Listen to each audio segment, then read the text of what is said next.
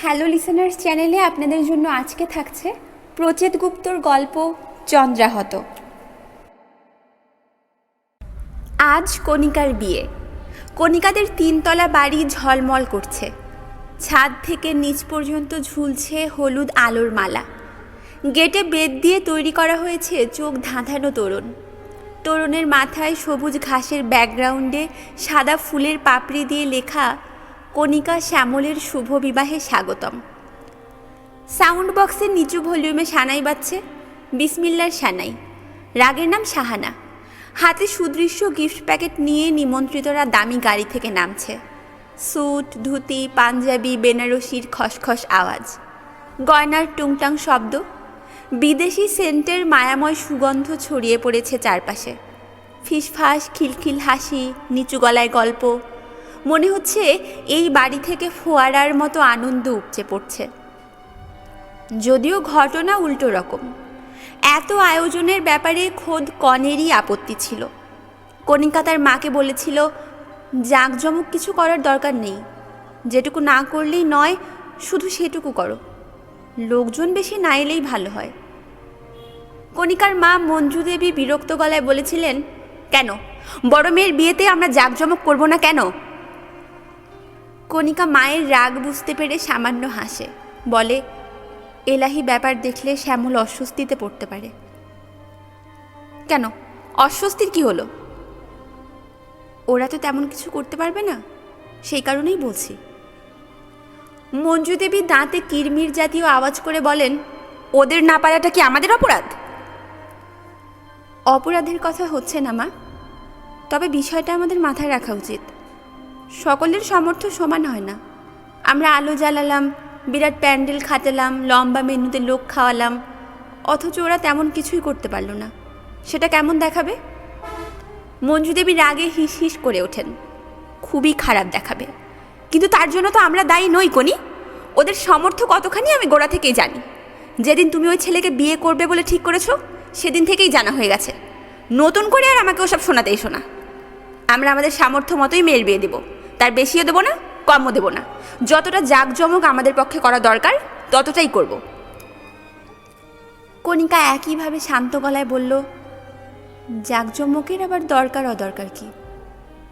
মঞ্জু দেবী কঠিন চোখে মেয়ের মুখের দিকে মুহূর্তখানিক তাকিয়ে থেকে নিচু গলায় বললেন, দরকার অদরকার বুঝতে পারলেই তুমি এই কাজ করতে না। এই বাড়ির মেয়ে হিসেবে তোমাকে যা মানায় তাই করতে। কণিকার বাবা মনোময় চ্যাটার্জি উল্টো দিকের সোফায় বসেছিলেন। তিনি স্ত্রীকে থামানোর চেষ্টা করেন, বলেন, আহা, কণি যখন বলছে থাক না, আমরা ছোট করেই না হয় করলাম। মঞ্জু দেবী এবার আর গলা নিচু রাখতে পারলেন না। উত্তেজিত হয়ে চিৎকার করে উঠলেন, আত্মীয় স্বজন বন্ধু বান্ধবদের মধ্যে আমাদের একটা সম্মান আছে। তোমার পরিচিত লোকজন আসবে, এত বড় বিজনেস, সেখানকার লোকজন তো সব হেঁজিপেজি নয়, ঘাসে মুখ দিয়ে চলে না। সবাই কি ভাববে সেটা একবার ভেবে দেখেছো? সবাই ভাববে এই বিয়েতে আমাদের সায় নেই, তাই ঘর অন্ধকার করে কোনো রকমে মেয়ে পার করছি। সত্যি কথাটা সবাইকে জানানোর দরকার কি? তার থেকে আলো জেলে সানাই বাজিয়ে পেট পুড়ে পোলাও মাংস খাইয়ে না হয় মিথ্যেটাই বলবো বড় মেয়ের বিয়েতে আমরা খুব খুশি, হীরের টুকরো জামাই পেয়ে আমাদের আহ্লাদের শেষ নেই। মনোময় বাবু মুখ নামিয়ে বলেন, এসব কথা এখন আর তুলে কি লাভ মঞ্জু, ডিসিশন যখন হয়েই গেছে।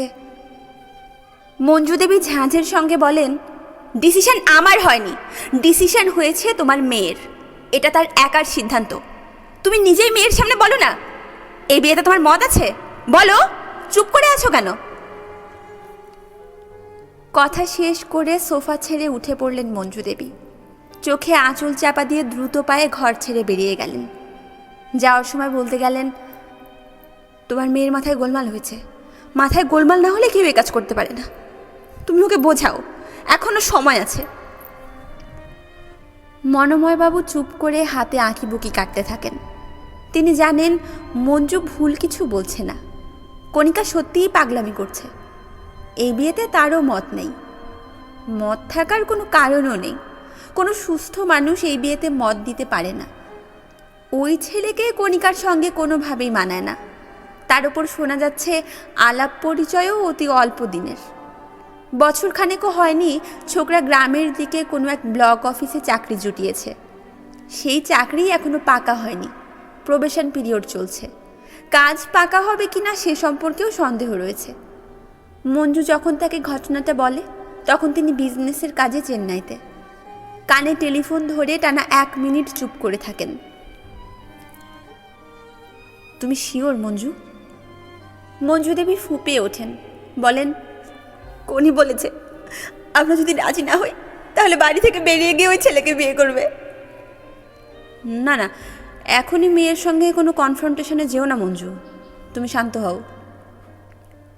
মঞ্জু দেবী ডুকরে উঠে বলেন, কি বলছো তুমি? আমি শান্ত হব? এই কথা শোনার পর কোনো মা শান্ত হয়ে থাকতে পারে? ছি ছি ছি, কোথাকার কোন এক ভ্যাগাবন্ড কোনে কত ভালোর বিয়ের ব্যবস্থা করেছিলাম জানো তুমি? মনোময় চ্যাটার্জি চুপ করে থাকেন। তিনি জানবেন না কেন, খুবই জানেন। ইতোমধ্যে গোপনে ছেলে দেখা শুরুও করেছিল মঞ্জু। 2টি ছেলের খবরও বলেছিল তাকে। পাত্র হিসেবে দুজনেই চমৎকার। একজন সফটওয়্যার ইঞ্জিনিয়ার, 6 মাসের মধ্যে আমেরিকায় সেটেল করবে, কোম্পানির সঙ্গে কথাবার্তা পাকা। অন্যজন ডাক্তার, পড়া কমপ্লিট করেছে, আর একদিনও এই পোড়ার দেশে থাকতে চায় না। ছেলের ধারণা এদেশে ডাক্তারি করাও যা, খেতে লাঙল চালানোও তা। এদেশের রোগীদের ট্যাবলেট ক্যাপসুলের থেকে জড়িবুটিতে বেশি কাজ দেয়। ওই ছেলে ইতোমধ্যে লন্ডনের 3টে হাসপাতালে অ্যাপ্লাই করে ফেলেছে। ওখানে গিয়ে FRCSটাও করবে। তবে দুজনেই নাকি এখন বিয়ে করার ব্যাপারে গাইগুই করছে। ওদের বাড়ির লোকেরাও ছাড়ছে না, তারা চায় বাইরে যাওয়ার আগেই বিয়েটা সেরে নিক। মঞ্জু দেবীর মতে ও কিছু নয়। ভালো ছেলেরা বিয়ের আগে ওরকম একটু একটু গাইগুই করে, ভাবে সংসার করলে ক্যারিয়ার রসাতলে চলে যাবে। চিন্তার কিছু নেই, কণিকার সঙ্গে আলাপ হলে এরা বুঝতে পারবে তার মেয়ে ফেলনা কিছু নয়, সেও সবার আগে ক্যারিয়ার পছন্দ করে। কদিন আগেই মঞ্জু দেবী গদগদভাবে স্বামীকে বলছিলেন, আমার ইচ্ছে কোনি 2 ক্যান্ডিডেটকেই মিট করুক, তারপর না হয় নিজেই বেছে নিক। বিয়ে তো কোনো হেলা ফেলার বিষয় নয়, জোর করে চাপিয়ে দেয়া চলে না। আজকাল জীবনসঙ্গী নিজেই পছন্দ করে নিতে হয়।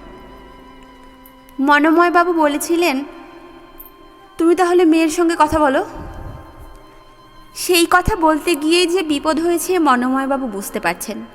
তিনি নিজেই সামলে নিয়ে বললেন, এই ছেলে কি করে? ভিক্ষে করে, ভিক্ষে। He is a বেগার।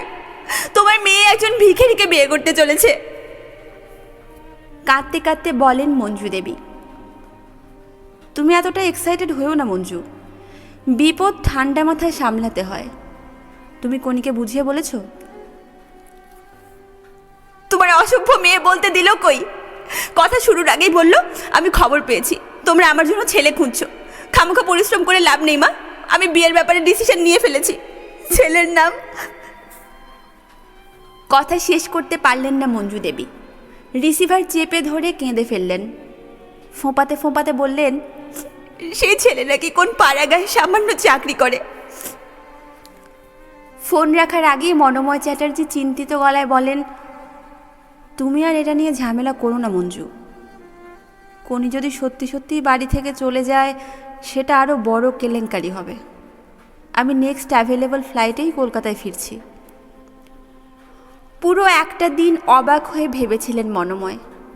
তার ইউনিভার্সিটিতে পড়া মেয়ে এত বড় গাধা কি করে হলো? শুধু ইউনিভার্সিটি পর্যন্ত পড়েছে তাই না, কণিকা BA এবং MA দুটোতেই ফার্স্ট ক্লাস।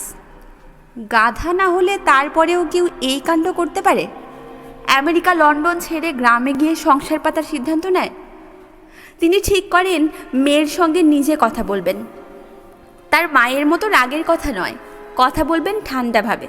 তিনি জানতে চাইবেন ওই ছেলের মধ্যে মেয়ে কি দেখেছে, কোন প্রতিভা। মায়ের সঙ্গে জেদাজেদি থাকলেও মেয়ের সঙ্গে তার মধুর সম্পর্ক।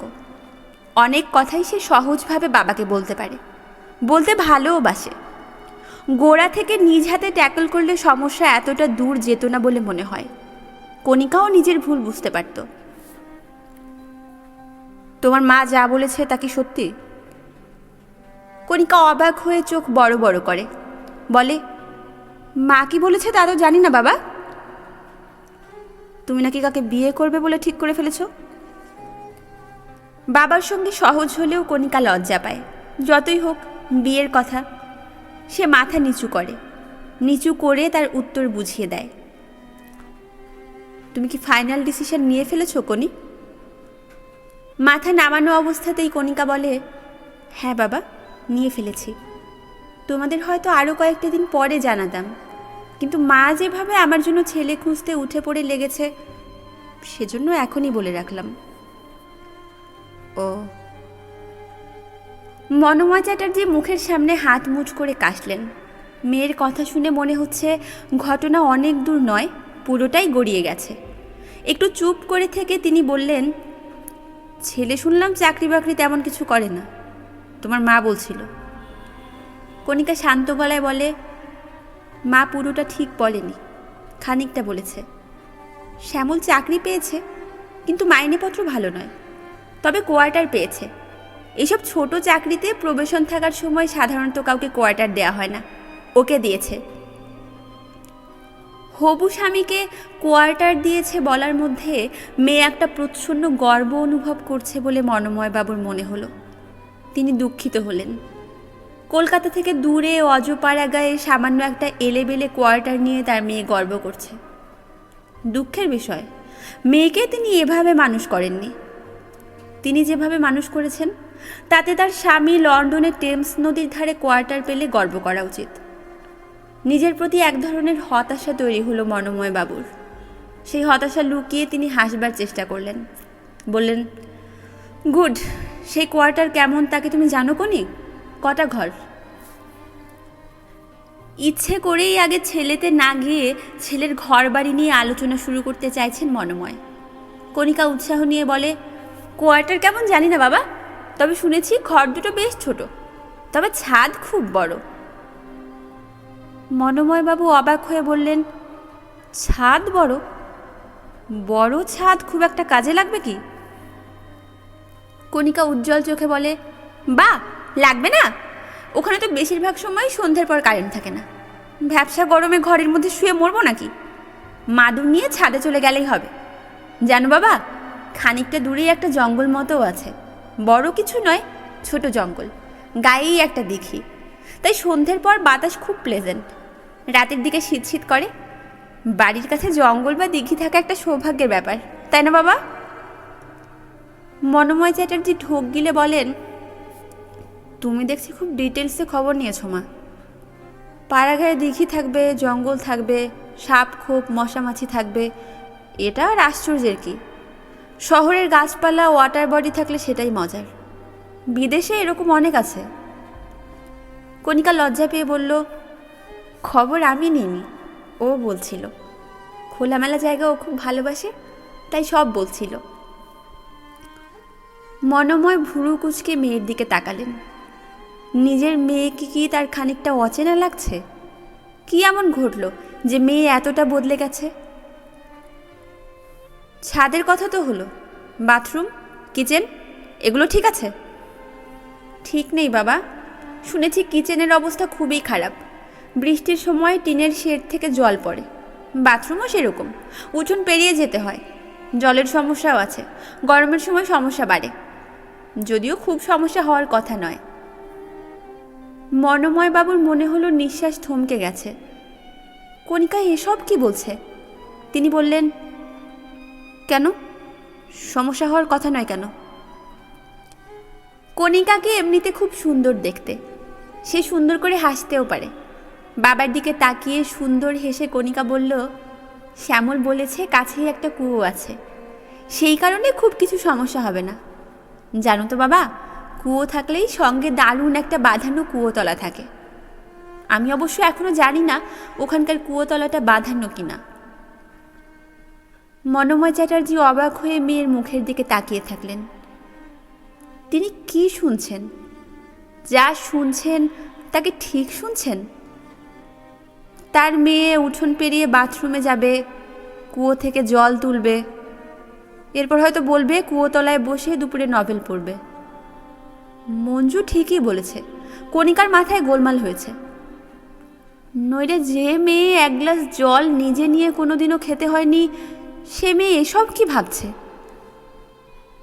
মনোময়বাবু বুঝেছিলেন কণিকাকে আর কিছু বলে লাভ নেই। যে হবু স্বামীর কোয়ার্টারের কুয়ো নিয়ে উত্তেজিত, আনন্দিত, তাকে কিছু বলে লাভ কি? স্ত্রীকে সে কথা বলেও ছিলেন। মঞ্জুদেবী বলেছিল, দেখবে ওই মেয়ের কত বড় বিপদ সামনে, তুমি আমার কথা মিলিয়ে নিও। মনোময় চ্যাটার্জি সেই বিপদ আঁচ করতে পারলেন না এমন নয়, পারলেন। 1 সপ্তাহ রাতে ঘুম হলো না, কাজে মন দিতে পারলেন না। মেয়েকে এখন বকাঝকা করে লাভ হবে না, সে একটা ঘোরের মধ্যে ঢুকে পড়েছে। ওই ছেলের কাছ থেকে তাকে সরিয়ে আনা অসম্ভব। ওর মায়ের মতো জোর খাটাতে চাইলে খারাপ কিছু ঘটে যেতে পারে। তাছাড়া কণিকার প্রতি কঠোর হওয়া তার পক্ষে সম্ভব নয়। উপায় একটাই, ছেলেকে যদি কিছু করা যায়। খড়কুটো চেপে ধরার মতো করে মনোময় চ্যাটার্জি শেষ একটা চেষ্টা করেছিলেন। কিছুদিন পরে কণিকাকে প্রস্তাব দিয়েছিলেন, তুমি যদি চাও আমি ওই ছেলের সঙ্গে কথা বলতে পারি কণি। মুম্বাই বা চেন্নাইতে, যদি বলো কলকাতাতেই, আমি ওর একটা কাজকর্মের ব্যবস্থা করে দেব। তুমি অন্যভাবে নিও না, আমার মনে হয় না ওরকম একটা অজপাড়াগায় তোমার বেশি দিন ভালো লাগবে, তুমি স্যুট করতে পারবে। আমি যে কাজের ব্যবস্থা করব তাতে মাইনেপত্র খারাপ হবে না। আই থিঙ্ক এটার থেকে তো বেটার হবেই। তাছাড়া আমাদের টাচে থাকতে পারবে। যদি আরও কোনো দরকার হয় আমি তো রইলাম। কণিকা বাবার প্রস্তাব শোনার পর মুচকি হাসে, বলে, থ্যাংক ইউ বাবা, কিন্তু এর কোনো দরকার নেই। শ্যামল ওরকম একটা জায়গাতেই থাকতে চায়। সে পুরুলিয়া টাউনের প্রপারেও থাকার চান্স পেয়েছিল, নেয়নি। আসলে তার একটা উদ্ভট শখ আছে, ফাঁকা জায়গা না হলে সেই শখ ভালো করে মেটানো যায় না। শখ? কিসের শখ? মনোময় অবাক হন। কণিকা উদ্ভাসিত মুখে বলে, থাক বাবা, সেই শখের কথা জেনে তোমাদের লাভ নেই। মা এমনিতেই ভেঙে পড়েছে, তার উপর যদি এটা শোনে তাহলে আর বিছানা ছেড়ে উঠতেই পারবে না। মনোময়বাবু এবার খানিকটা কঠিন গলায় বলেন, তোমার মায়ের ভেঙে পড়াটা কি অকারণ হয়েছে বলে মনে করো কণি? মায়েরা তো মেয়েদের ভবিষ্যতের কথা ভাববেই। যাই হোক, তুমি যদি শ্যামলের শখের কথা বলতে না চাও বলো না, আমি তোমাকে জোর করব না। শখ মেটানোর সঙ্গে ফাঁকা জায়গার কী সম্পর্ক আমি বুঝতে পারছি না।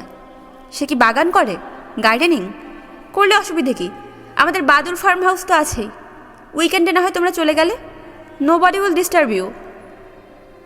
কণিকা শক্ত মুখে বলে, আমি যতদূর চিনি শ্যামল শ্বশুরমশাইয়ের বাগান বাড়িতে গিয়ে শখ মেটানোর মতো ছেলে নয়। তাছাড়া গার্ডেনিংও সে করে না, তার স্বভাব অন্য। ইনফ্যাক্ট ওর এই স্বভাবের কথা যেদিন জানতে পারি সেদিনই আমি সিদ্ধান্ত নিয়েছিলাম এই ছেলেকে আমি বিয়ে করব।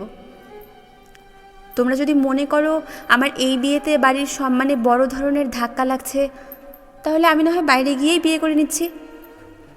কত মেয়েই তো বিয়ের জন্য বাড়ি ছাড়ে না।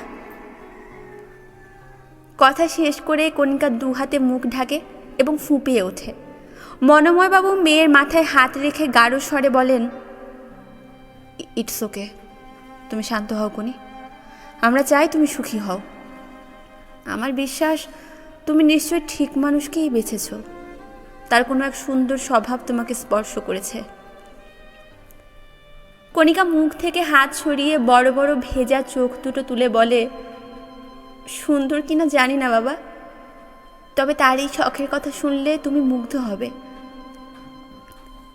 মনোময় চ্যাটার্জি এক দৃষ্টিতে মেয়ের চোখের দিকে তাকিয়ে থাকেন।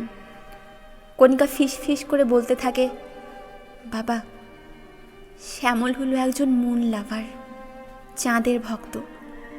একটু ভক্ত নয়, ভীষণ ভক্ত। জ্যোৎস্না দেখলে সে পাগল মতো হয়ে যায়, জাস্ট লাইক এ ম্যাড। পূর্ণিমার দিনগুলোতে সে কিছুতেই ঘরে থাকতে চায় না, থাকলেও সব আলো নিভিয়ে বসে থাকবে, নইলে ছুটে চলে যাবে ছাদে। ছাদ না থাকলেই পথে পথে ঘুরবে। কতবার যে জ্যোৎস্না দেখতে সে কলকাতা ছেড়ে বাইরে চলে গেছে, গভীর রাত পর্যন্ত খোলা ছাদে বা মাঠে শুয়ে ঠান্ডা লাগিয়ে ফিরেছে গা ভর্তি জ্বর নিয়ে। একবার তো নিউমোনিয়া হতে হতে বেঁচে গিয়েছিল। কলেজে পড়ার সময় বন্ধুদের সঙ্গে কাকড়াঝোড়ের জঙ্গলে গিয়ে হারিয়ে গেল। বিরাট টেনশনের ব্যাপার। খুঁজে পাওয়ার পর সবাই যখন চেপে ধরল, সে জানালো সে একটা চকচকে পথ ধরে হাঁটছিল। খানিক পরে খেয়াল হয় ওটা আসলে কোনো পথই নয়, চাঁদের আলো। ব্যাস, রাস্তা হারিয়ে গেল। বোঝো কাণ্ড। তারপর থেকে ওর বন্ধুরা কেউ আর ওর সঙ্গে বাইরে যেত না, গেলেও অমাবস্যা দেখে যেত। সবাই ঠাট্টা করে বলতো চাঁদে পাওয়া ছেলে। ওই ছেলেকে প্রথমে আমি তেমন আমল দিতাম না, বিশ্বাস করো। আমল দেবার মতো কি গুণই বা তার আছে। কিন্তু যেদিন শুনলাম কণিকার চোখ চকচক করছে, মনোময়বাবু সেদিকে তাকিয়ে থাকলেন অবাক হয়ে। বিড়বিড় করে বললেন, শুধুমাত্র এই কারণে তুমি এই ছেলেকে পছন্দ করলে? শুধুমাত্র? একে তুমি শুধুমাত্র বলছো? মা বুঝবে না, কেউই বুঝবে না, কিন্তু আমি ভেবেছিলাম তুমি অন্তত বুঝতে পারবে। একজন চাঁদে পাওয়া মানুষের সঙ্গে জীবন কাটানোর লোভ কোনো মেয়ে ছাড়তে পারে বাবা? অনেক কষ্ট হবে জেনেও পারে না। স্ত্রীকে এই অদ্ভুত কথাটা বলেননি মনোময়বাবু। বললে বিরাট ঘাবড়ে যাবে সেই ভয়ে বলেননি। শুধু বলেছিলেন, ওই ছেলের নাকি কী সব শকটক আছে, তাতেই তোমার মেয়ে মুগ্ধ হয়েছে।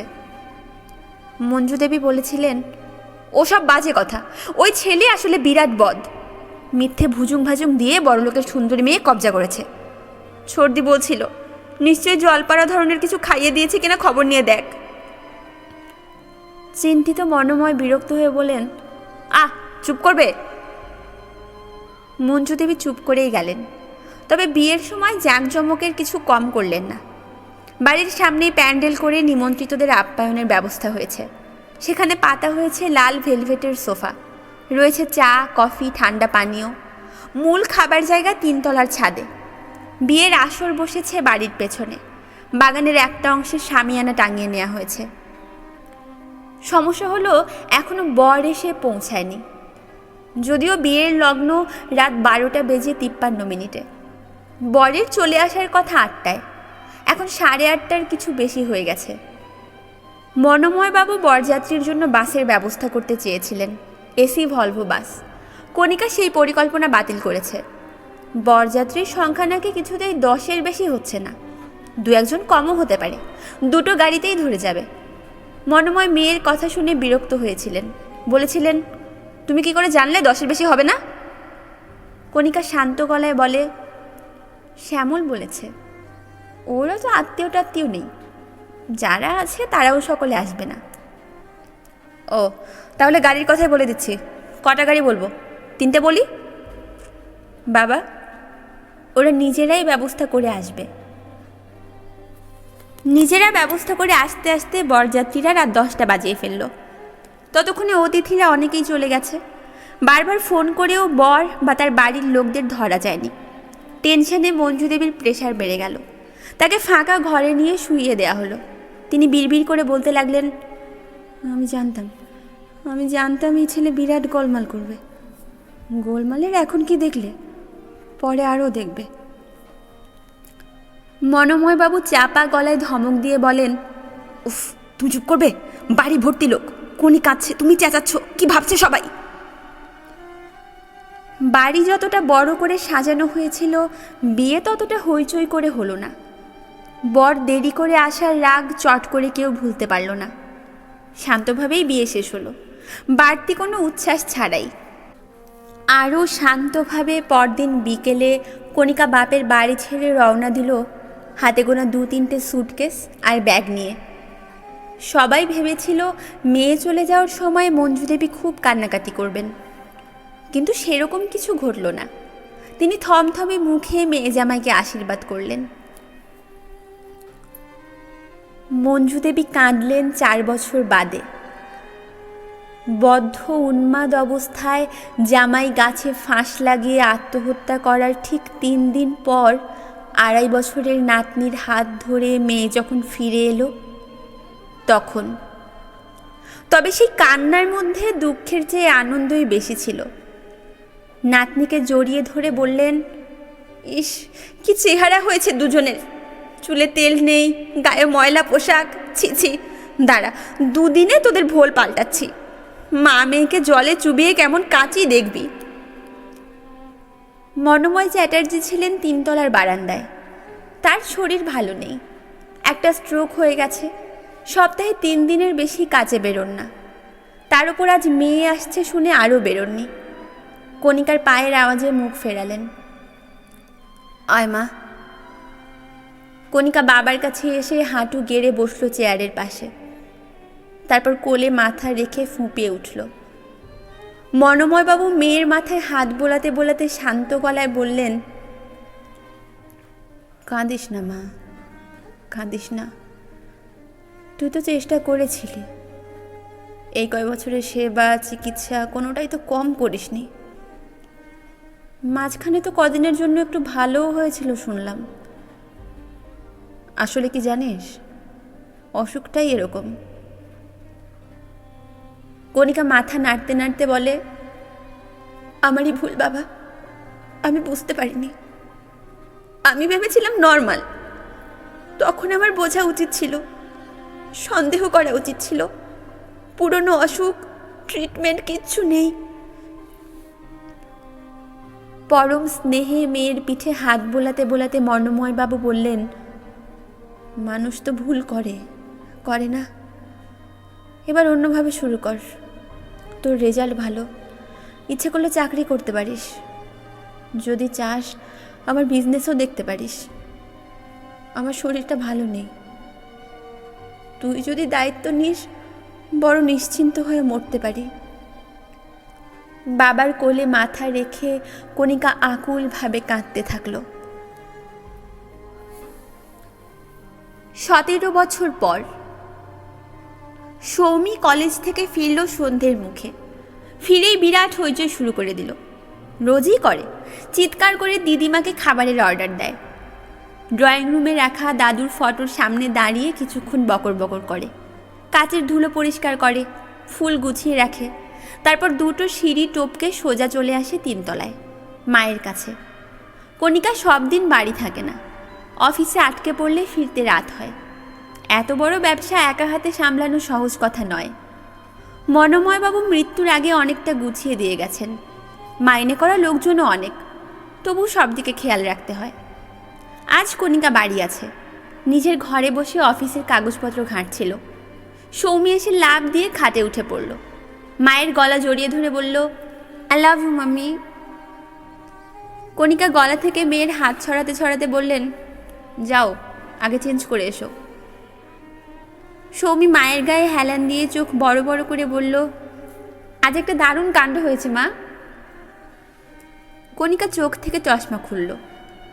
সৌমিকে দেখতে ভারী সুন্দর হয়েছে। যত বড় হচ্ছে তার রূপ বাড়ছে। সবাই বলে মায়ের মতো স্নিগ্ধ চেহারা পেয়েছে মেয়েটা। শুধু চেহারা নয়, মাথাও খুব পরিষ্কার। কণিকা ঠিক করে রেখেছে কলেজের পাঠ শেষ হলেই মেয়েকে বিদেশে পাঠিয়ে দেবে। খোঁজ খবরও শুরু করেছে। কণিকা মেয়ের এলোমেলো চুলে হাত বুলিয়ে বললেন, মজার কাণ্ড পরে শুনবো, আগে তুমি চেঞ্জ করে হাত মুখ ধুয়ে এসো। না, আগে শুনতে হবে। উফ, তুমি কিন্তু দিন দিন খুব অবাধ্য হয়ে যাচ্ছ সৌমি। যত বড় হচ্ছ কথা না শোনাটা একটা হ্যাবিটে দাঁড়াচ্ছে। মিথ্যে রাগ দেখায় কণিকা। সদ্য কৈশোর পেরোনো সৌমি একটু উঠে বসে। মায়ের চোখে নিজের ঝলমলে চোখ রেখে বলে, আজ কি হচ্ছে জানো মাম্মি? আজ আমি একটা দারুণ ছেলেকে মিট করেছি। আমাদের কলেজেই পড়ে, 2nd year physics. The boy is a moon lover. বাংলায় কি বলবো, চন্দ্রপ্রেমিক নাকি চাঁদ পাগল? ফুল মুন হলেই সেই ছেলে পাগল হয়ে যায়, টোটাল ম্যাড। মুনলাইট দেখার জন্য ঘর থেকে বেরিয়ে পড়বে, কেউ ঠেকাতে পারবে না। কি দারুণ না মাম্মি? কণিকা নিষ্পলক হয়ে মেয়ের দিকে তাকিয়ে আছে। মামি, ওই ছেলে আমাদের কয়েকজনকে নিয়ে একদিন মুনলাইট এক্সপিডিশনে যাবে কথা দিয়েছে। মুনলাইট এক্সপিডিশন কি বলো তো? জ্যোৎস্নার খোলা আকাশের নিচে ইচ্ছে মতো ঘুরে বেড়ানো। উফ, কি রোমান্টিক। আমরা ঠিক করেছি গ্রামটামের দিকে কোথাও চলে যাব। রিভার সাইড বা ফরেস্ট হলে সব থেকে ভালো হয়। আমি বলেছি গাড়ি আমি দেব, তুমি কিন্তু বারণ করতে পারবে না। কণিকা বার কয়েক কেঁপে উঠল। মনে হচ্ছে চারপাশে সব কিছু দুলছে। সে কিছু দেখতে পাচ্ছে না, তার চোখ ঝাপসা হয়ে যাচ্ছে জলে। আপনারা এতক্ষণ শুনলেন প্রচেত গুপ্তর লেখা গল্প চন্দ্রাহত। গল্পটি ভালো লেগে থাকলে অবশ্যই বন্ধুদের সাথে শেয়ার করবেন এবং পরবর্তী গল্পের জন্য আমাদের চ্যানেলটি সাবস্ক্রাইব করে সাথেই থাকবেন। ধন্যবাদ সবাইকে।